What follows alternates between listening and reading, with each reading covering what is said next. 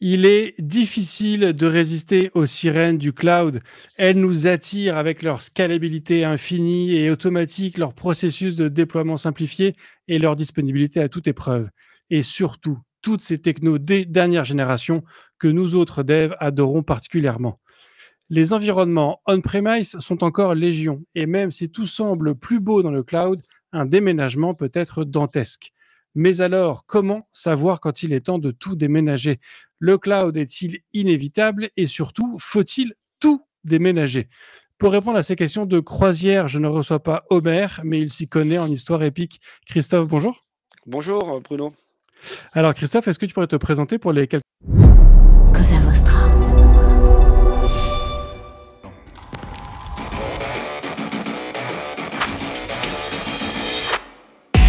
Bonjour, je suis Bruno Soulès, je suis un dev, D-E-V, pour différents, extraordinaires et visionnaires. Bienvenue dans If This Then Dev, le podcast qui veut résoudre le problème avant de passer au dev. Chaque semaine, je recevrai un expert pour décoder un sujet ou une tendance de notre formidable métier d'artisan du numérique. Sans en faire un tuto, nous parlerons d'une techno ou de notre quotidien de dev. Une discussion sans boucle, sans condition, mais compilée, afin d'en comprendre tous les éléments avant de passer au dev. Ce podcast est une production Cosa Vostra, où nous codons comme nous accompagnons nos clients, en étant différents, extraordinaires et visionnaires. Quelques personnes qui ne te connaîtraient peut-être pas. Alors oui, je peux me présenter. Bonjour, je suis donc Christophe Charbonnier. Je suis le DSI, le directeur informatique du groupe Massa MPSA, on a les deux noms, qui est une société familiale qui est située à Mandelieu, juste à côté de Cannes, historiquement, dont l'activité principale est la distribution, donc grossiste, en pneumatiques et en pièces détachées automobiles. Donc on distribue les pneus et les pièces à nos clients. Nos clients sont essentiellement, on va dire, des garagistes qui sont partout en France.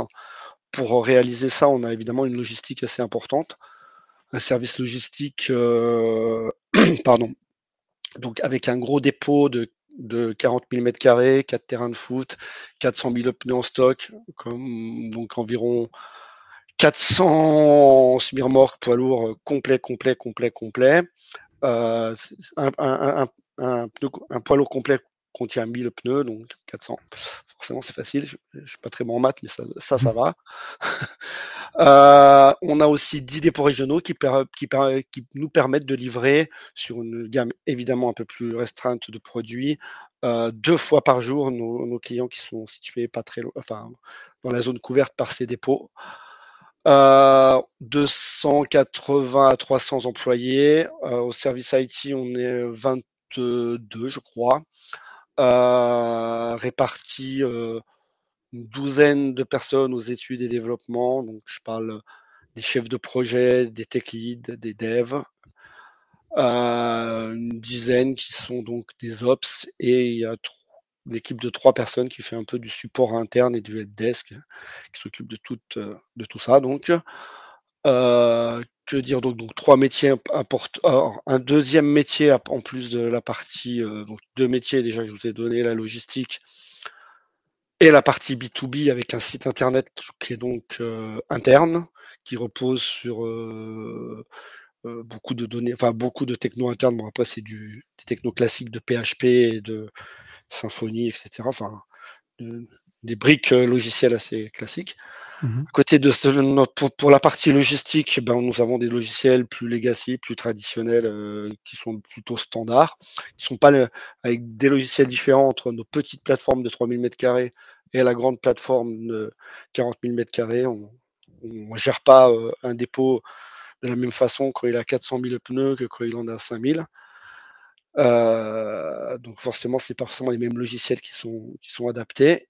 Et une activité qui est à côté de cette activité, qui est la partie qu'on appelle Avatacar, qui est la partie grand public, qui nous permet de vendre aux particuliers à la fois des pneumatiques, mais aussi des prestations comme les plaquettes de frein, enfin le changement de ces plaquettes de frein et les révisions. Et ces services sont réalisés par des partenaires à nous.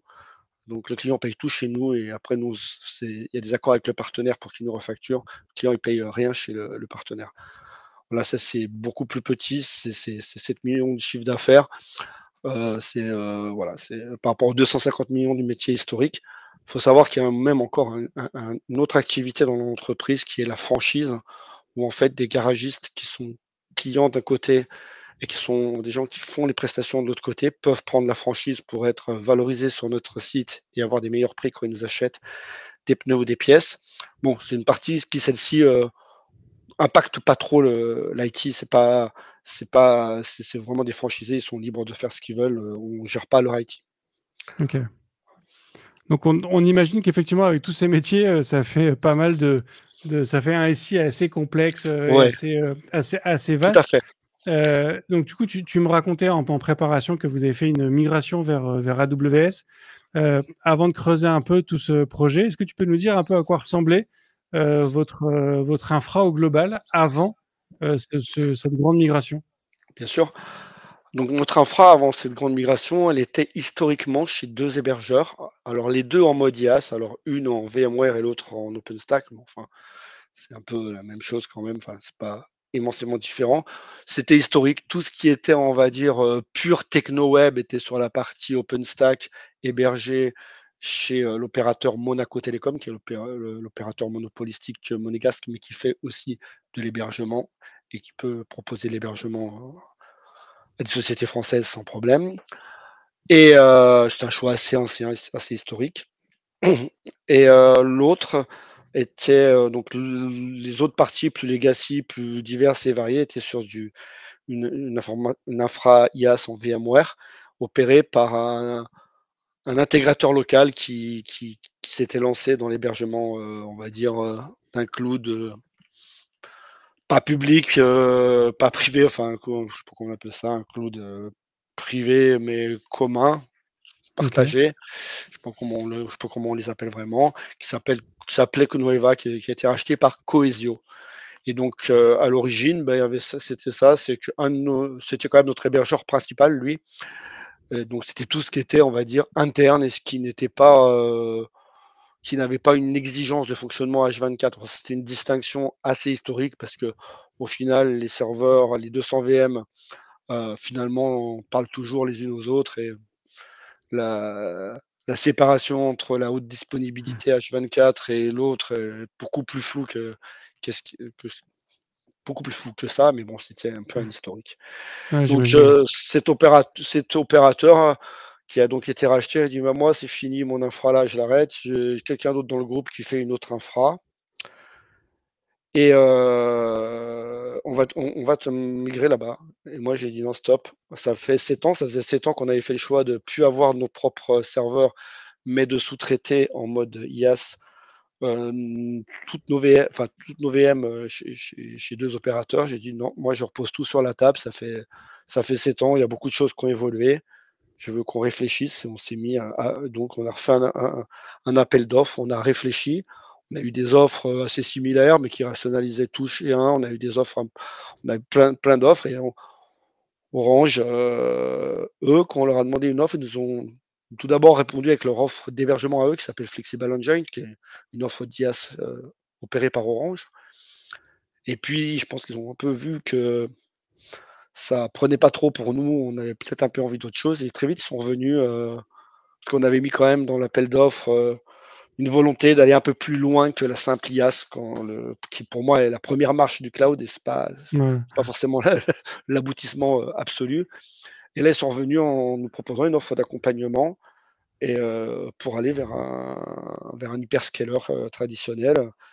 Et donc là, on a choisi, Orange les fait tous, hein, je précise, mais on a choisi, AWS d'y aller et finalement, en finale, on avait le choix entre rester chez un hébergeur qui était, un autre hébergeur ou partir tout chez Amazon avec, je précise quand même, l'offre VMC. Donc VMC, c'est une offre qui est opérée en collaboration entre AWS et VMware, c'est-à-dire c'est sur des machines AWS, mais c'est exploité, c'est opéré, enfin le vecload est maintenu par les équipes de VMware. Et en fait, cette offre nous a plu. Elle nous a plu parce qu'elle nous permettait, sur le papier toujours, de migrer de façon assez simple toutes nos VM très rapidement sur cette nouvelle partie. Alors là, on n'avait pas forcément de transformation, mais ça nous permettait de ne pas avoir de période de doublon, de double hébergement ou d'avoir ces périodes très longues de migration, de faire une migration le plus vite possible. Bon, en fait, c'est pas si rapide que ça non plus, mais d'accélérer au maximum cette période de transition et de migration. Puis une fois qu'on était chez Amazon, de pouvoir donc petit à petit effectuer la vraie transformation, modernisation, comme il le dit chez Amazon, dans une deuxième partie où on va effectivement, cette fois-ci, application par application, regarder jusqu'où on peut monter, quels services plus évolués d'Amazon on peut utiliser pour aller le plus dans le cloud. Donc vraiment se servir de Ouais. cette plateforme VMC comme d'un tremplin pour y aller, avec quelque chose de sympa quand même, qui nous a séduit, qui était que ce soit VMware lui-même qui le fasse, et avec une superbe sécurité, puisque en fait, dans l'offre, je connais pas toutes les offres VMC, hein, mais on a donc 2 nœuds, un nœud dans un AZ, donc une zone de disponibilité. Et évidemment, avec les outils VMware, tout est absolument répliqué à l'identique sur un deuxième nœud. Et si jamais un data center venait à tomber, automatiquement VMware créerait dans une autre zone, recréerait le nœud manquant alors je ne sais plus trop exactement, mais on va dire quelques heures, quelques dizaines d'heures, peu importe, pour pouvoir retrouver la sécurité. Donc ça, c'était quand même quelque chose qui, d'un point de vue sécu, était plutôt Rassurant. rassurant, Ouais. surtout qu'on voit que c'est pas parce que on a l'actualité de ces derniers temps a quand même bien prouvé que les data centers, certes, étaient 10 fois plus ou 100 fois plus sécurisés que ce qu'on pouvait imaginer, mais que les problématiques étant 10 voire 100 fois plus compliquées, il y avait quand même des problèmes dans les data centers, avec toujours la même cause, hein, toujours les clims, le refroidissement des PC qui ont surposé des sinistres, que ce soit chez OVH, je ne sais plus quel était l'opérateur là de GPC, ou que ce soit FreePro, qui ont connu des problèmes Ouais. dans Alors, leur data center. tu es allé un peu vite en besogne et du coup, tu es allé très Bien vite sûr. dans le projet. Je reviens un peu sur l'historique. Donc, vous étiez déjà Ouais. dans un environnement IaaS. entièrement virtualisé, donc vous n'aviez plus de serveur physique, ce qui veut dire que vous aviez déjà, j'imagine, de l'autoscaling, ce genre de choses? Non. Non, non, on était. Alors, ça faisait partie des choses que dans l'appel d'offres, ça. On avait 2 offres. Alors, j'avais une offre. On avait une offre de Monaco Télécom qui nous proposait donc une technologie comme OpenStack, et avec l'ingé système, enfin vraiment notre leader technique, notre responsable technique, Mmh. il a toujours fait les scripts Ansible, etc., qui allaient bien. Donc lui, il avait tout le moyen de faire quelque chose d'élastique sur la partie web, mais nos contrats, on était en mode fixe. Alors là, c'était vraiment un irritant pour moi, parce qu'en fait, soit j'achetais plus que ce qu'il fallait, et quand j'avais un pic sur mon site web, je pouvais taper dans ces ressources, mais je payais tout le temps quelque chose dont je n'avais pas besoin. Soit si je le faisais pas, et si j'avais un pic, il fallait que je fasse une négo commerciale pour augmenter mes ressources. Donc dommage, on avait un peu les technos qui me permettaient de le faire, mais là, le contrat, impossible d'avoir un contrat vraiment de pay per use, en fait. On l'avait pas. On n'avait pas le pay per use, on avait un contrat avec un nombre de RAM et de vCPU figé. Donc ça, c'était très, Ouais. très, très irritant. De l'autre côté, la partie VMware, alors Noeva, il n'y avait pas de problème. On pouvait créer autant que ce qu'on voulait, enfin autant. Il fallait peut-être pas qu'on multiplie par 3 les ressources consommées, mais on pouvait augmenter nos ressources sans problème. Par contre, on était sur un Cloud ou V100, ça doit être quand même un vCloud, mais très vieux, et il n'y avait pas tous les outils, toutes les API actuelles. Donc, frustration de deuxième fois. Et en plus, les applis qui étaient dessus n'étaient pas forcément celles qui étaient le plus éligibles à l'augmentation dynamique et à l'élasticité, en fait. Donc ça, c'est vraiment quelque chose qu'on malgré le fait qu'on n'avait plus nos serveurs, qu'on était déjà en IaaS, on n'avait pas ces points-là et c'était des points d'ailleurs, c'était des points assez clés dans notre appel d'offres, de trouver enfin et c'est vrai que, heu, au moins on sait que chez un hyperscaler, on n'a pas de problème d'avoir cette, scalabilité ou élasticité, Ouais. du de nos ressources et ce load balancing automatique et c'est ce qu'on veut arriver aujourd'hui. Ça fait partie de nos sujets actuels quoi, d'avoir vraiment ce load balancing, pour pouvoir, bah, éponger, nos pics. Les pics, dans le pneu, c'est très simple, hein, c'est quand il neige Ouais. et c'est pire que les soldes parce que ça prévient pas trop, quoi. Mmh. Ouais, c'est Donc intéressant, c'est vrai qu'on n'y pense pas. C'est-à-dire que, dès qu'il se met à neiger, vous avez un pic d'activité, mais c'est ouais, quelque chose que tu peux du coup assez difficilement anticiper en fait, et on donc peut difficilement, on sait un tu peux en peu, avoir il y a des 3 par risques. an?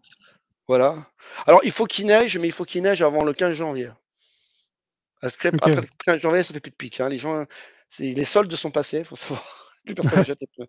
Donc mais un bon petit coup de neige, fin novembre, plutôt en plaine, dans les montagnes, ils attendent pas forcément les premières neiges pour mettre leurs pneus neige, mais ou dans les zones, dans le Grand Est où il fait un peu froid. Mais autrement, ça affole tout le monde et ça fait des pics, mais des vrais pics, hein. Et donc comme c'est les seuls pics qu'on a dans l'année, bah, c'est vrai que des fois, pendant toute l'année, on fait des évols qui peuvent peut-être prendre un peu plus de ressources sur nos serveurs. On le teste, mais on le voit, quand il y a pas trop de trafic, bah, on le voit pas plus que ça. Et puis quand le trafic il s'énerve, on se dit: «Oups, là ça rame un peu quand même». Ouais. Et puis alors du coup, on parle effectivement de l'autoscaling, en période de pic, mais il y a aussi l'avantage, c'est que tu peux aussi du coup réduire ta voilure, par exemple la nuit, La nuit, ou à tout à des fait. moments où, les gens se calment complètement, quoi. Bien sûr, dans les faibles mois ou la nuit, de réduire la voilure. Effectivement, aujourd'hui, c'était clairement le cas chez Monaco Télécom. On donc, notre site B2C est basé sur du Magento 2, qui est, bon, réputé quand même un peu consommateur de ressources et forcément, bah, ouais, la nuit, on n'a pas quand même, la fréquentation de folie, hein, heu et c'est vrai que pouvoir peut-être réduire la voilure, surtout sur des socles technologiques comme ça, relativement gourmands, c'est un vrai plus, qui peut arriver, Mmh. effectivement et puis surtout de pouvoir aussi faire la même chose avec tous les environnements de qualification, de staging, de tests, pour faire des tests de montée en charge, des choses comme ça, qui sont très durs dans des infrastructures très, contraintes. Là, un de nos objectifs, c'est de pouvoir monter des infrastructures pour faire, bah, justement, par rapport à ce que je vous disais, la difficulté de prévoir des éventuelles problématiques de montée en charge. Au-delà que ça puisse déjà réagir, mais nous aussi, on peut quand même, si on peut aussi, quand on a un gros développement qui peut avoir un impact sur des choses comme ça, monter temporairement et juste le temps de faire un vrai test ISO de monter en charge, c'est quand même aussi quelque chose qui est quand même, un luxe et super intéressant parce qu'en général, quand on est dans des infras, on va dire, finies, ben, il y a toujours des choix à faire ou Ouais. et on n'est jamais vraiment ISO là, Mmh. là, pouvoir être ISO, ça évite quand on raisonne et qu'on interprète des chiffres de dire: «Est-ce que le chiffre il est pas bon parce qu'on n'est pas tout à fait ISO ou pas?» Là, on est ISO, on est ISO, on est ISO. Donc ça veut dire que si le chiffre, il est comme ça, il sera comme ça en prod. Il y a pas de débat, quoi. Ouais, je vois. Tu nous as évoqué comme raison du changement, l'aspect financier. On a compris qu'il y avait aussi, cet aspect-là, Alors qu'il y avait pas forcément de facture claire du côté. Il y avait l'aspect du coup les technos disponibles. Il y avait cette envie de scalabilité automatique et j'imagine tout ce que peut aussi apporter, un hyperscaler. Mais ça a été quoi un peu le déclencheur? Au final, ça a été juste ce renouvellement de contrat qui a été l'occasion? Est-ce qu'il y a autre chose qui a déclenché bah, cette envie de déménagement? effectivement, le renouvellement de contrat, c'est un prétexte aussi. C'est à la fois, un vrai déclencheur, mais ben, ça fait depuis 2014 qu'on était en IaaS. Moi, je me disais: «C'est quand même on était bien, on était dans et là, on est un peu voilà, c'est un peu arriéré» et je me disais: «Ça serait bien qu'on profite, de services un peu plus high-tech, de qu'on même si c'est un peu plus cher». Et en fait, quand on a fait les modélisations financières, alors avec toutes les pincettes qu'il faut prendre quand on est dans ce genre d'environnement, puisque tout est très, très précis, très net, très écrit. Il y a un truc qui est super sympa avec ces grosses structures, ces grosses sociétés, c'est que si 1 plus 1, ça fait toujours 2 avec eux. Donc tout est écrit, tout est net. Mais il y a tellement de choses écrites que c'est compliqué de savoir ce que ça va faire. Mais malgré tout, en se faisant aider et en faisant des projections les plus pessimistes possibles, on arrive à faire quand même des projections financières. Et comme nous, on était sur, depuis 2014, des contrats qu'on avait renégociés un petit peu à la baisse, avec des remises un peu commerciales, avec des petites choses par-ci, par-là, au final, avant transformation, donc avant modernisation et avant utilisation de services plus évolués, si on restait, je dirais en VMC, on était quasi identique, et même avec une petite baisse par rapport à ce qu'on avait. Mais je reconnais que c'est parce qu'on avait des contrats d'hébergement qui étaient un peu anciens et qui n'avaient pas, c'était pas nos priorités de les avoir tout à fait renégociés, si ce n'est qu'on a quand même une richesse commerciale, on a quand même 20% de remise, c'est quand même pas, c'était pas rien, mais voilà, la preuve est que on passait largement. Après, évidemment que au fur et à mesure qu'on va utiliser des services plus importants, la facture, elle va augmenter. Inévitablement, elle va augmenter parce que, on va utiliser des services à plus forte valeur ajoutée et que la valeur ajoutée, c'est ce qui se paye dans ces services. Mais c'était notre but aussi. Notre but derrière tout ça, c'était de se dire, aujourd'hui, effectivement, on entend tous parler de la cyber, hein. On est tous là. Et effectivement, si je m'abonne à un service de base de données hébergé par mon hyperscaler, c'est lui qui se débrouille à faire ses patching, à faire ses patchs. C'est lui qui se débrouille à faire tout ça. Et il y a un côté aussi un peu sécurisant. Alors, il faut faire confiance aussi à ces gens-là.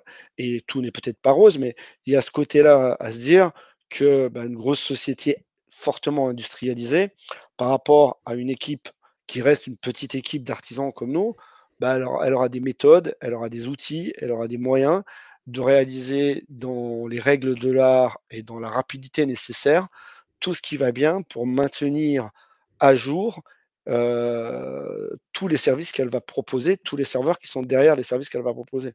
Ça, c'est Ouais. aussi quelque chose qui est intéressant, en plus du fait que tant qu'on fait ça, tant qu'on fait pas ça, on peut faire aussi autre chose. Et ça, c'est quand même, je veux dire, c'est des coûts c'est des gains qu'on a toujours du mal à évaluer, puisque l'Obs, il est là, de toute façon, il a son salaire, donc qu'il fasse ça ou qu'il fasse autre chose, c'est pas un vrai surcoût, il n'y a pas un vrai gain, mais il y a quand même un gain parce qu'il peut dans ce cas-là nous aider à avancer sur des projets autres, à aller plus vite dans des projets business plutôt que de s'embêter à aller surveiller les patchs qu'il faut qu'il mette à sa version de MariaDB ou je sais pas quoi, etc. etc. Donc Ouais. il y a vraiment cette volonté-là de dire je vais me décharger de quelque chose que je fais le mieux que je peux, mais je ne suis pas sûr d'être le meilleur, en le confiant à des gens hyper organisés pour le faire eux le mieux possible. Et c'est un peu quelque part leur engagement, ils ne s'engagent jamais plus que ça, mais leur promesse en tout cas. Et, et, et pendant ce temps-là, nous, c'est un peu un cliché, mais on va se recentrer sur faire avancer plus vite des projets que le business a besoin. Ouais. Même si ça Le, paraît peut-être un peu cliché les, comme ça quand même. bon, non, c'est assez cohérent. Les deux hébergeurs historiques que tu nous avais cités Ouais, sont des hébergeurs que moi je ne connaissais pas. AWS, forcément, on connaît de par la taille bien sûr. que ça représente. Est-ce qu'il n'y a pas eu un moment allez, je vais le dire, une crainte, parce qu'on peut se dire que tu étais peut-être un gros client dans tes hébergeurs historiques et que là, tu es un petit client au final chez Amazon qui est quand même Ah, habitué c'est clair, à des environnements c'est d'une clair. ampleur colossale. Tu vois, est-ce qu'il n'y a pas, parce que tu sais, souvent on dit qu'il vaut mettre un gros, est-ce qu'il vaut mettre un gros chez les petits qu'un petit chez les gros? Quand ton client, tu es mieux traité quand tu es un gros client que quand tu es un petit client. Il n'y a pas Alors, eu une crainte comme ça de se dire en arrivant chez Amazon, en fait, c'est un on sera risque. déconsidéré. C'est un risque. Bon alors, les équipes commerciales, d'Amazon, elles ont été présentes, hein. C'était c'est Orange qui a vraiment présenté l'appel d'offres, mais les équipes support commercial d'AWS elles étaient présentes, elles restent présentes. Et aujourd'hui, on a des responsables de compte qui s'occupent de nous chez AWS.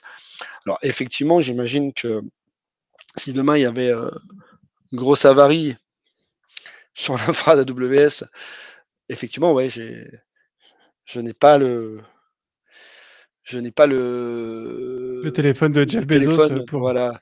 J'hésitais parce que j'ai une anecdote, je peux vous la donner. Quand on a choisi, donc à l'époque Noeva, qui est devenu Cohesio, notre gros hébergeur, son PDG, on a hésité, on avait déjà fait un appel d'offres, et j'ai dit, mais qu'est-ce qui va me rassurer? C'était en 2014, hein, les offres d'IaaS, elles n'étaient pas si fréquentes que ça. Aujourd'hui, il y en a beaucoup, mais à l'époque, il n'y en avait pas tant que ça. Et en fait, c'est tout à fait ce que tu évoquais, Bruno. Son PDG m'a dit, bah, écoutez, je vois votre patron, Sylvain Massa, une fois par mois à la commission régionale de la Banque de France. Alors, j'ai pas vraiment envie qu'il m'attrape par la cravate en me disant, qu'est-ce que tu fais à mes outils informatiques? Donc, effectivement, ça, Jeff Bezos, non, on l'a pas. Il n'y est pas. Ouais. Là, il n'y est pas. Ouais. Ça, je suis d'accord. Ce côté-là, on le perd. Mais bon, il y avait d'autres gains qu'on avait. Et puis, franchement, je pense qu'il y a vraiment, je ne vais pas dire ça pour faire de prosélytisme, mais en tout cas, moi, j'ai ressenti quand même une présence commerciale assez importante et un suivi et des méthodes. Il y a quand même, on voit qu'il y a quand même des outils KWS, plutôt que Amazon, c'est pas vraiment pareil, mais KWS construit pour vraiment essayer de nous encadrer. C'est une des choses qui nous a plu chez AWS, c'est qu'il y a des matrices de responsabilité très, très claires. Il y a des guides sur comment et comment bien sécuriser qui sont quand même assez précis, assez clairs. Il y a des choses comme ça où on sait qu'on on va s'améliorer. Sur tout ce qui est sécurité, qui était aussi une hésitation, hein, parce que la sécurité, quand on est comme ça, vraiment dans le vrai cloud, elle est aussi, elle interroge un peu aussi. Et bien, ouais, il y a des guides, il y a des méthodes, il y a des canevas de choses à faire et on les a faites. Et ça m'a rassuré aussi parce que j'ai profité aussi de ce projet pour améliorer la sécurité. Par exemple, on a mis en place bon, je sais pas comment on appelle ça, peut-être pas la micro-segmentation ou la segmentation est-ouest en tout cas. Donc la segmentation entre nos applis, on l'avait pas forcément et j'ai dit bah là on change, c'est l'occasion, on va faire ça. Donc c'est vrai que les équipes ça tousse un peu hein, parce que ça veut dire qu'il faut vraiment identifier 100% des flux, ce qui est toujours on dit toujours qu'on connaît nos flux puis on les connaît jamais si bien que ça. Et puis c'est tellement plus simple quand on branche et que tout marche. Bah là non, on branche, il y a rien qui marche, faut tout autoriser un par un. Mais on a couplé ça, je dirais, à l'infra as code et au Terraform. Et donc, en fait, toutes ces choses-là ont finalement été mises dans le Terraform. Et finalement, ça fait une base documentaire qui est le code. Et le code, des fois, c'est une super base documentaire. C'est à jour, au moins.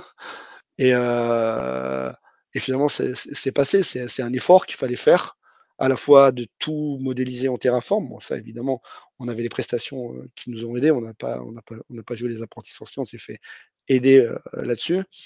Et pour avoir les bonnes pratiques, pour faire les choses comme il faut. Mais c'est vrai que ça aussi, voilà, c'était aussi ces choses, c'est vraiment les deux choses que j'ai voulu faire et qui m'ont aussi décidé d'aller vers ça, avec tous ces guides qu'il y avait de la part d'AWS et cet engagement d'Orange de nous aider à mettre ces bonnes choses. Et ces choses, pour moi, elles étaient importantes parce que c'était à la fois le futur et à la fois des choses qui vont nous aider.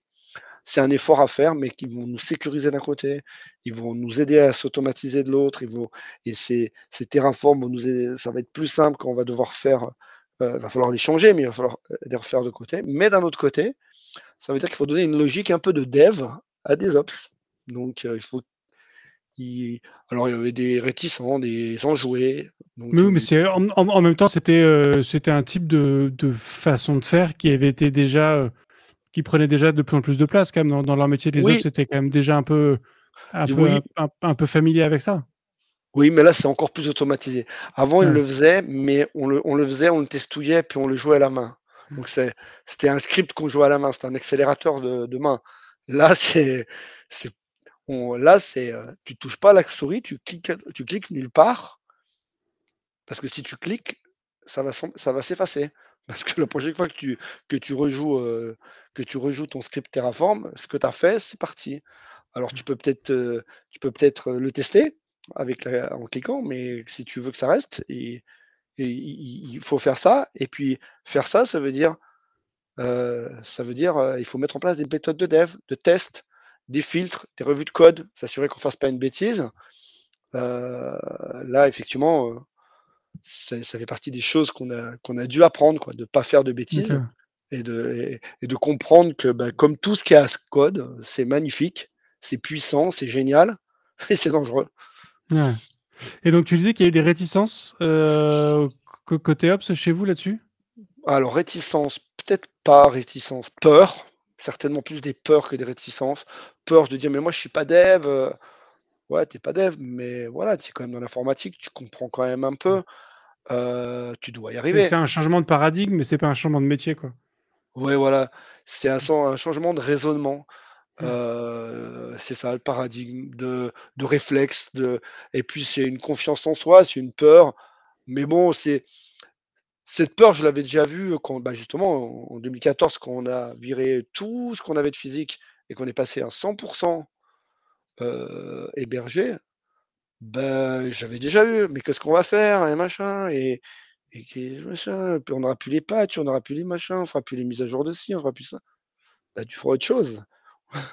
Et donc en fait, c'est aussi un peu la peur de ça, c'est la peur de dire: «Je vais devoir faire ça en plus, mais mais voilà, je pourrais pas aller faire mon tuning comme ça, comme ci, comme ça, je devrais aller par là».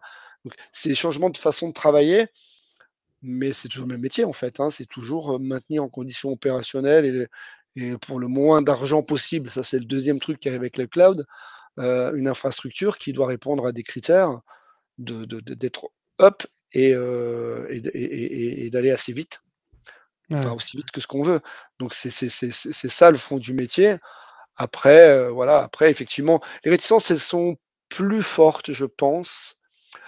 Finalement, Ascot, c'est un peu, mmh, du doute plus que de les réticences. Elles sont plus fortes, elles sont encore un peu là, puisqu'on n'est encore pas modernisé comme on dit. Elles sont plus quand j'ai commencé à leur parler que le serverless, c'était vraiment ça le cloud. C'était pas utiliser, RDS et un petit service de base de données par-ci par-là, que c'était peut-être pas facile, que c'était peut-être pas atteignable en one shot, mais qu'un des objectifs, c'était bien sûr de faire ça. Et là, tout d'un coup, ah, alors l'invite de commande système, je vais plus l'avoir. Mais qu'est-ce que je vais faire de ma journée si je tape plus mes commandes système? Eh ben, tu vas faire autre chose, tu vas faire de la cyber, tu vas faire, de l'intégration de données, tu vas faire, il y en a des choses à faire. Parce que toi, du coup, le projet sur le long terme, c'est d'arriver carrément sur du full serverless, avec du coup, j'imagine, tu as des lambdas chez Amazon, de les laisser gérer tes données sans te soucier du format qu'il peut y avoir, d'être Alors, entièrement détaché de tous ces sujets-là? disons que je pense que inévitablement, c'est ce qui va arriver. Maintenant, je n'ai pas conceptualisé si c'était dans 6 mois, dans 3 ans ou dans 5 ans. Hmm. Je suis pas sûr 6 mois, c'est que court quand t même. ouais, non, mais je suis pas sûr que tout soit encore, hyper easy dans ces domaines-là. Mais j'ai envie d'y aller parce que je vois pas pourquoi on s'arrêterait à la moitié de l'escalier, quoi. Hmm. Heu, mais effectivement, il y aura des autres choses à faire et je pense que, y la supervision, l'hypervision, la supervision, enfin la FinOps, la supervision financière, toutes ces choses-là, ça restera quand même toujours là. Je On peut pas, enfin, faire confiance, c'est pas, ne plus observer, ne plus regarder, ne plus voir, Ouais. gérer la sécurité des choses, tout ça, c'est des choses, moi je veux pas y aller trop vite, hein, faut pas aller trop vite. Mais c'est sûr que le chemin, moi ça fait partie des choses où je veux le faire. Après il y a des choses qui iront plus vite que d'autres, mais c'est pas forcément mon objectif primaire. Je dis que ça peut être sympa. ça peut être sympa quand c'est peut-être pas vital. Après, est-ce que je le ferais en premier sur mon site web Car Leader qui fait 95% du chiffre d'affaires? Bon, je suis pas convaincu, mais Ouais, pas tout de suite. Ouais. ouais, je suis Est-ce pas, je suis pas que sûr. tu nous as parlé du coup de l'impact sur les équipes Ops. Est-ce que cette migration a eu un impact sur les équipes côté dev? Alors, pas tout à fait encore. Il commence à les a sensibilisés, hein, alors le projet quand même, on a démarré, malgré le fait qu'on passe par du VMC, on voilà, les 200 VM, mais on peut rajouter 200 pour tout ce qui est pré-prod, prod et cetera, test. On a migré, on a commencé à faire le design, de l'infra-réseau qui, elle, reste de l'Amazon, hein, tout ce qui est internet gateway, tout ce qui est on a quand même des sauvegardes qui sont en EC2, on a quand même un peu de C2 aussi. Donc faire tout ce design-là, on a commencé en mai et on a terminé la migration, le 20 décembre de la dernière VM. Et on n'a pas réorganisé notre réseau, ce qui arrivera plus tard. Il va Mmh. falloir qu'on repense notre réseau WAN. Mais donc même si on dit c'est rapide, c'est rapide dans une certaine mesure, puisqu'on ne peut pas se permettre de tout basculer comme ça. Et puis j'ai des contingences réseau, hein, de copie de données, de transfert de données. Enfin, c'est pas non plus comme les volumes de données qui font que ça peut pas être si rapide. Et puis surtout, dans la méthode, moi, je dis que, bon, si je suis sincère, au mois de mai, si on m'avait dit que ça serait passé comme ça, j'aurais signé pour pire, en fait. Ça s'est passé mieux que ce que j'espérais, mais bien mieux que ce que OK. j'espérais. Mais par prudence, je voulais pas, enfin, j'ai toujours l'idée que c'est pas grave s'il y a un peu le feu, s'il y a des pompiers pour l'éteindre. S'il fout le feu partout, j'aurais plus assez de pompiers pour l'éteindre.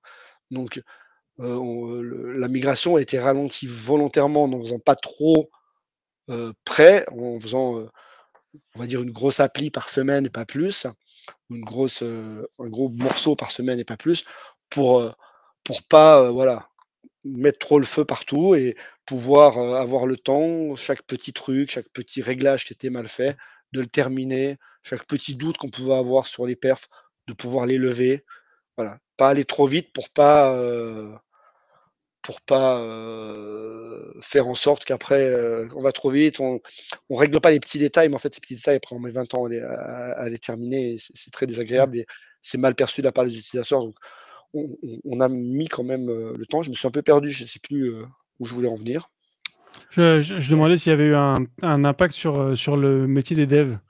Ah ouais, alors donc pendant toute cette période, les devs, effectivement, on les a quand même un peu, on les a un peu Protégés? teasés quand même. Ouais, et puis teasés un peu. On leur a dit: OK, «Bientôt, ouais. vous allez devoir changer, machin». Donc on les a, voilà, on les a mis, les tech leads, on les a dit: «Ben voilà, le Terraform, il va falloir que vous le maîtrisiez, il va falloir commencer à faire ça, et on leur a dit: «Bah, réfléchissez parce que la prochaine étape, on va venir vous voir, puis on va voir comment vous accédez à vos ressources, à vos données, puis quelle méthode vous utilisez parce qu'il va falloir changer des petites choses dans vos applis parce qu'il y a des petites choses que vous avez faites historiquement et qui vont pas aller, quoi, forcément, parce Ouais. que on n'a pas la chance d'avoir des programmes qui ont été faits avec les dernières méthodes d'il y a moins de 6 mois, quoi. Donc forcément, on se traîne un peu des choses. Donc voilà, donc ils ont été là, mais c'est vrai que les grosses réflexions ont commencé plus récemment, c'était volontaire, fin décembre, début janvier, où on a commencé à impliquer, les tech leads un peu plus là-dessus et où le leader du projet qui avait fait déjà beaucoup, beaucoup, beaucoup, aujourd'hui, je lui demande c'est lui qui fera aussi la modernisation. C'est la même personne qui aura designé qui aura participé à toute la migration et tout au design de l'infra, qui va continuer et qui va vraiment se transformer, qui va partir plus vers du dev et qui va dialoguer avec les responsables méthode et les tech leads, Mmh. pour mettre en place les choses. Et la première chose là, que j'ai vu qui avait émergé, première étape qui a été faite, c'était de redéfinir toute la chaîne de développement, tout ce qui est CI/CD, tout ce qui va être zone de test, pas de test, Alors moi, je suis pas hyper pointu là-dessus.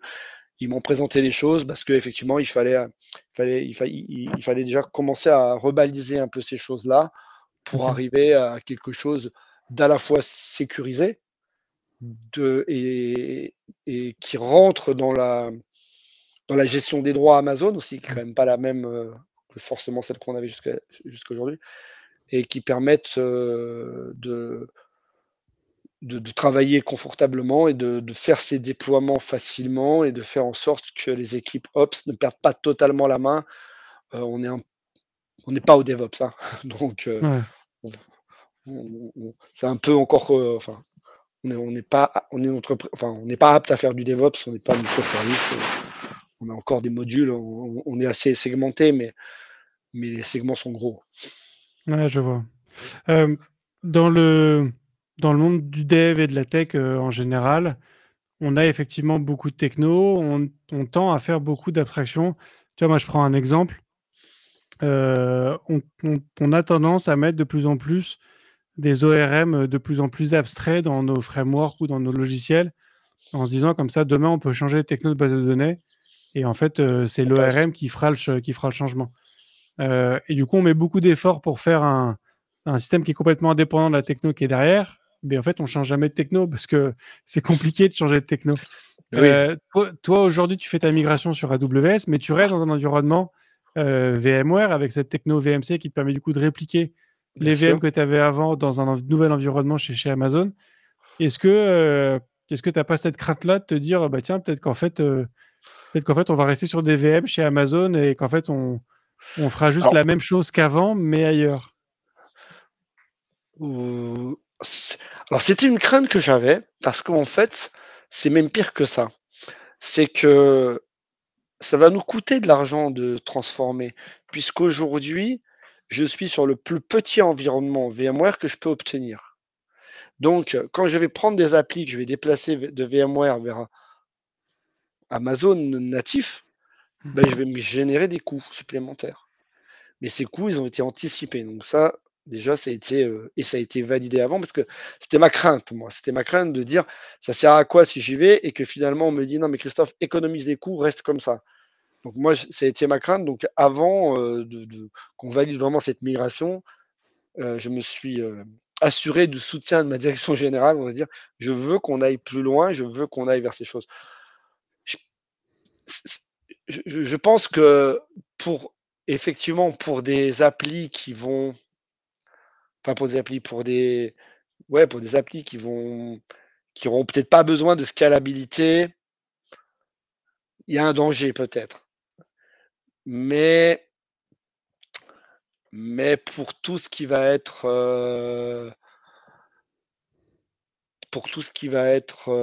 web et avec nos problématiques de scalabilité ou d'élasticité, comme Mmh. on veut, mais je pense que non, la tentation, elle est là. On veut avoir au moins cette scalabilité. Alors peut-être que du coup, on va peut-être rester, on n'ira peut-être pas si loin parce qu'effectivement, si le fait de se connecter au RDS d'Amazon qui est presque MariaDB, mais pas tout à fait, et que peut-être ça peut ramer parce qu'on ne sait pas, on a utilisé je sais pas quoi, qui fait que c'est une petite différence. Alors, je pense qu'on peut peut-être. C'est pas un Postgre, derrière, RDS, il me semblait? C'est peut-être, ouais. Bon, Ah. c'est un Postgre. Alors, entre un Postgre et un MariaDB, il y a peut-être des risques, encore plus, du coup. Ouais. Du coup, il y a encore plus de risques que ça réagisse pas pareil et qu'on se dise, oh là là là là là là, c'est possible, Mmh. mais on va rester sur ces choses-là. Mais je pense pas que je reste sur les VM parce que, moi, j'ai envie d'avoir ma scalabilité. Euh, j'ai connu Avatacar, le site Avatacar qui était virtualisé, mais qui était encore, parce qu'à l'époque, on disait, il faut pas faire. Donc, c'était pas si vieux, hein, c'était en 2018. Hein. On avait encore eu des feux rouges sur la base de données qu'il fallait que ce soit en physique. Et puis, on a eu un reportage, Avatacar a eu un reportage sur Capital M6. Ouais, je sais la date parce que c'était le soir de la victoire de la France à la Coupe du Monde de foot. Donc, OK. normalement, petite audience pour M6, en Mmh. théorie. Hein, c'est pas le soir où tout le monde regarde M6. Hein. Ben, alors, bon, ben, nous, on a fait un peu lecteur, puis je suis venu voir les mecs qui étaient d'astreinte ici, qui ont juste regardé le serveur se péter la gueule, parce que de toute façon, on ne pouvait pas rajouter. Alors ça m'a fait vraiment, vraiment, vraiment, c'est hyper frustrant, quoi. C'est hyper Ouais, frustrant parce que ça, c'était anticipable, anticipé. Une pub, ça fait pas trop monter, mais on sait qu'un reportage du type Capital, ça fait vraiment, tout le monde là-dessus, quoi.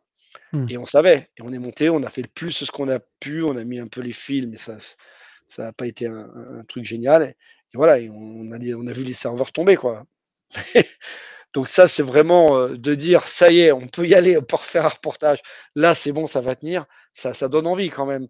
Mmh. On fait un peu ce métier pour dire: On va y arriver, ça va tenir la route, ça va le faire» et on va savoir répondre à ce qu'on nous demande, à ce que nous demande le commerce et on va être fiers de notre infra, on va être fiers de nos programmes qui ont su tenir et qui ont su, faire ce qu'il fallait faire quand il y avait un afflux.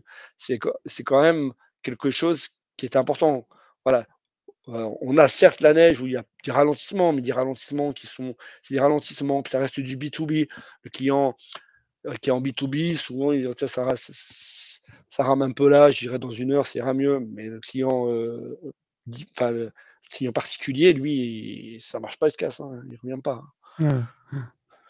Donc il a Est-ce pas enlevé est-ce la compte. que, Ça, c'est vraiment quelque pour chose ter qui est canon. Pardon. pour terminer, est-ce que, tu pourrais nous raconter un peu je sais pas, des écueils ou des difficultés que vous avez rencontrées dans cette arrivée, dans cet environnement, AWS? Et du coup, bah, pour les personnes qui nous écoutent et qui seraient en train de se poser ce genre de questions, de comment est-ce que vous avez réussi à passer outre et à résoudre ces ces ces fossés ou je sais pas, ces bosses? Bah, alors on est encore, aujourd'hui en termes d'écueil, la migration s'est très, très bien passée, mais c'est qu'une migration, comme tu l'as dit, on a fait, on n'a pas fait, beaucoup, beaucoup de révolution pour le moment. Donc, j'en aurai peut-être plus dans quelques mois, j'espère pas des choses. J'ai un peu quand même, c'est pas un écueil, mais c'est, voilà, là, le 100 Terraform fait peur. L'anecdote, c'est que, ben, un jour, c'était heureusement, très en amont. Ils étaient en train de déployer, tout ce qui était infra-réseau, je sais pas comment ça s'appelle ça, SDDC et cetera. Enfin, tout ce qui était toute l'infrastructure qui allait, contenir à la fois notre accès à VMC, l'accès, la sortie vers internet, l'accès, en depuis notre, MPLS, notre VPN interne.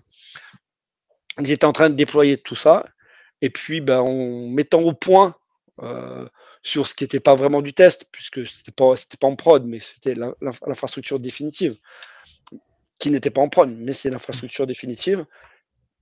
Ils ont fait une petite correction et là, ça a tout planté, mais zéro. L'infra morte, 100 des serveurs, 100 du réseau, tout pété et ça, ça fait froid un peu dans le dos quand même. Ouais. On se dit on se dit: «Ah ouais, une virgule mal placée et puis il y a plus rien, nada, que dalle». Donc c'est là où on a mis quand même des process de sécurité, des choses importantes, à mettre en place, qui étaient là. Heu, les écueils que je Alors du coup, c'est intéressant comme 1re erreur. Est-ce que du coup, heu, vous avez eu un accompagnement, je sais pas, une formation que tu vois? Comment est-ce que tu as assuré la montée en compétences des équipes, qu'aussi bien côté ops que alors côté dev, j'imagine un peu moins vu ce que tu disais, mais du coup, comment tu as géré cette montée-là? en fait, c'est vraiment quand on a eu le problème, donc bon, déjà, c'était pas des offres, c'était vraiment les experts Orange qui avaient fait le problème. Donc OK. ce qui prouve en plus que c'était un problème très c'était un truc très, très compliqué qui était, on va dire limite, dû à un bug, alors peut-être bug, je c'est peut-être exagéré, mais un fonctionnement un peu atypique ou inattendu, de l'API VMware. C'était pas tout à fait, c'est pas la bourde totale de quelqu'un. C'était Ouais. vraiment, on a utilisé une fonctionnalité qui était, borderline. Donc non, il y a au départ, ça a été, puis après on a dit, bah, on s'est réunis, à la fois les équipes Orange, à la fois et moi j'ai dit: «Bah, moi, messieurs, si vous me donnez pas si vous me donnez pas une bonne raison pour laquelle ça ne peut plus se reproduire, je vais avoir un problème à appuyer sur le bouton quand même». Mmh. Ouais, Parce clairement. Donc, je sais pas, j'ai pas spécialement des idées moi de comment on peut faire, mais je pense que ça serait bien qu'on, tant pis si on prend un peu plus de temps, ça serait bien qu'on prenne un peu de temps pour réfléchir à qu'est-ce qu'on met en place pour que je sois convaincu que ça se reproduise pas, ou en tout cas pas facilement, comme ça. Donc bon, après ils m'ont rassuré, ils m'ont dit que c'était un truc vraiment c'était exceptionnel, que ce jeu, que, que normalement il l'avait fait en Terraform, mais que ce déploiement-là de Terraform était très intéressant dans la phase de conception parce que on le faisait, on corrigeait, on rejouait, on corrigeait, on rejouait. Donc c'est génial pour construire, mais qu'une fois que c'était construit, jamais de la vie à ce niveau-là on le faisait. Mais bon, jamais de la vie. Je dis ok, c'est bien, ça me rassure. C'est une opération exceptionnelle et en fait vous êtes servi du code pour tester. En fait, vous avez fait comme les développeurs font des fois. Je réfléchis pas, je fais, je regarde si ça marche, je corrige jusqu'à ce que ça marche. En fait, la méthode dev. Hein. Mais bon, c'est une méthode qui est pas mal, mais simplement quand c'est sur l'infra, ça fait peur. Et puis après, bah, plus sérieusement, ils m'ont dit, bah voilà, donc on va faire en sorte que ça puisse pas être joué comme si, que pour être joué, il y a que cette personne qui va pouvoir, il y a que tel rôle qui va pouvoir le faire, et qu'il va falloir ils ont mis ils ont mis un CI/CD avec des process de validation interne en fait. Et ça correspond Tout simplement. à ce que c'est. Hein. On a pris les outils de développement. Enfin, on a pris les méthodes de développement pour appliquer une infrastructure as code, ça paraît un peu logique, a Ouais, je priori. vois. Et du Donc coup, est-ce que vous avez fait une formation près de vos ops sur toutes ces Ah, technos-là au global, dans ouais, AWS Terraform, ou... oui, oui, Terraform, il y a eu plusieurs sessions de formation. Après, c'est pas un peu déroutant. Moi, j'ai assisté à un petit bout, moi, pas grand-chose. C'est un peu déroutant comme langage, comme concept, mais oui, oui, il y a eu deux ou trois ou quatre jours complets de formation. Et puis après, c'était aussi plus un accompagnement. Moi, je pense que c'est très important la formation, mais je pense que l'accompagnement qui est je fais avec toi et on fait ensemble, des fois, c'est un peu le travaux pratique qu'on est à l'école. Hein. C'est bien la théorie, il faut en faire, sinon on ne comprend pas, c'est sûr. Mais les travaux pratiques, je pense qu'il n'y a quand même rien de mieux pour. Enfin, c'est vraiment les travaux pratiques on a plus visé cette partie-là. Alors après, donc ils sont 6 les ops. Bon, tout le monde n'a pas encore l'aisance. Enfin, les niveaux d'aisance ne sont pas les mêmes. Oui, Je ce qui est dirais que normal. j'en ai 3 qui sont plutôt très à l'aise. J'en ai 2 qui sont à l'aise, mais encore un peu timides et c'est pas forcément mal. Et j'en ai un qui est vraiment un peu plus affolé, mais je pense qu'il n'y a pas de souci, hein, ça va le Ça faire, va se ça va le débloquer. faire. Ça va se débloquer, c'est normal, hein, c'est heureusement que tous les gens sont pas pareils. Sinon, on Canon. aurait tous les mêmes erreurs. Merci beaucoup, Christophe, pour ce retour d'expérience. J'aurais deux dernières questions pour terminer, qui sont les questions rituelles du podcast. La première, c'est est-ce qu'il y a un contenu ou une ressource que tu aimerais partager? C'est peut-être quelque chose de récent, quelque chose de plus ancien, c'est peut-être quelque chose de tech ou de non-tech. Qu'est-ce que tu aimerais recommander à tous les auditeurs? Alors bon, je ne vais pas donner une réponse très originale, j'ai pas quelque chose de très récent. Alors est-ce que c'est d'avoir écouté le compilé de la cybersécu? Ce que j'ai en tête qui m'avait passionné, c'était le bureau des légendes. Là, c'est un peu vieux, hein, je suis OK, mais je pense qu'on gagne encore à le revoir parce qu'il y a quand même des choses assez intéressantes qui annonçaient un peu tout ce qui arrive dans la cybersécu, dans le renseignement et c'est la série qui me revient là, probablement un peu guidée par des réflexions autour de la cybersécu, mais même si c'est très romancé, éloigné un petit peu, c'est quelque chose une série que j'avais bien appréciée et qui m'avait un peu éveillé à ces choses-là. Ouais. Dans une optique un petit peu différente, je sais pas pourquoi j'y pense là maintenant, parce que pourtant je crois pas que je sois le premier à recommander le Bureau des légendes. Mais comme tu prends cet axe cybersécurité, moi, il y a une série que j'avais vue il y a longtemps, parce que c'est une vieille série, série des années 90, qui s'appelle The Wire, qui est une série monument. Quand tu prends des classements des meilleures séries dans l'histoire des séries, elle remonte souvent dans le top 10, voire même top 5, qui est une série américaine, qui est un peu le début des écoutes téléphoniques. Et en fait, c'est une unité spéciale de je sais plus quelle police qui arrive en fait à décoder comment est-ce que tout un groupe de dealers communique via des pagers. Alors pour ceux qui connaissent pas les pagers, c'était des tout petits appareils où tu recevais un numéro de téléphone qu'il fallait que tu rappelles depuis une cabine. Enfin bref, ils avaient des systèmes de communication comme ça. Donc c'était au tout début de l'époque des téléphones portables où tout le monde n'en avait pas. Et c'était assez fou de voir en fait comment est-ce qu'ils arrivaient en fait à décrypter et à décoder la manière dont certaines organisations mafieuses entre guillemets communiquaient avec des débuts d'écoute. Et j'ai eu l'occasion de recroiser un peu cette série. Alors je l'ai pas regardé en entier, mais je l'ai recroisé un peu plus récemment. Et j'avais peur que c'est un petit peu mal vieilli de par les vieilles technos qui sont utilisées. Et en fait, pas tant que ça. Donc, si tu connais pas The Wire, Christophe, je t'invite. Je connais pas, mais je vais regarder avec plaisir, Voilà. parce que je suis convaincu de ce que tu dis. Une bonne série, même si tu n'as pas la. C'est intemporel. Voilà, même si c'est la techno, elle a changé, mais en fait, tu retrouveras forcément des analogies avec les technos d'aujourd'hui. Voilà, donc si vous connaissez pas aussi, mes chers auditeurs, je vous invite effectivement aussi à aller checker The Wire. Je vous mets certains liens dans la description si jamais on voit qu'il y a une plateforme sur laquelle c'est dispo, ce dont je ne suis pas forcément convaincu, mais on verra. Dernière question, Christophe, qui est la question rituelle du podcast. Est-ce que tu es plutôt espace ou tabulation? Alors, je suis quand même bien tabulation. Peut-être parce que tout informaticien doit être feignant, donc taper une fois sur la touche plutôt que plusieurs, c'est toujours bien. Puis je trouve ça plus carré, ça me rassure un peu plus. Je suis pas forcément hyper carré pour tout, mais en tout cas dans le code, j'aime bien que ça soit assez carré, et je trouve que la tabulation est plus carrée que l'espace. Eh ben top. Merci beaucoup, Christophe. Voilà, merci à toi. Et merci à tous d'avoir écouté cet épisode dans son intégralité. Voilà, si vous êtes en plein projet de migration, j'espère que ça vous a donné des pistes pour bien préparer tout ça, pour vous mettre en confiance aussi, parce que ça s'est bien passé pour Christophe, donc il n'y a pas de raison. Ça peut bien se passer aussi pour vous. Je vous remercie aussi de continuer à partager ce podcast autour de vous. Si vous l'écoutez comme ça, plus ou moins au hasard, n'hésitez pas à vous abonner à ce podcast sur la plateforme sur laquelle vous êtes. N'hésitez pas aussi à mettre un commentaire. Si possible, 5 étoiles, mais même 4 étoiles, c'est bien aussi sur votre application de podcast préférée.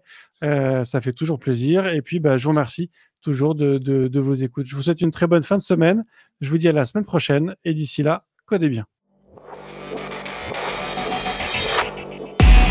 Merci d'avoir écouté cet épisode de If This Then Dev, et merci à toute mon équipe de Cosa Vostra à la production de cet épisode. Merci aussi à Alan, Ada, Linus, Bill, Steve et Steve de nous avoir ramenés jusqu'ici. Si ce podcast vous a plu, committez-vous en vous abonnant, déployez-le autour de vous, et vous pouvez aussi nous faire une petite code review en nous laissant 5 étoiles sur votre plateforme de podcast préférée. La conversation continue bien sûr avec vous sur Twitter, LinkedIn, Facebook, Instagram, chacun sa techno, @ifthisdendev ou @bibir, BIBEAR. Vous retrouverez aussi tous nos épisodes sur notre site ifttd.io. Et enfin, si vous avez besoin d'une agence pour vous accompagner, ou si vous souhaitez rejoindre une équipe tech passionnée et passionnante, écrivez-moi sur bruno@cosavostra.com. Merci à tous.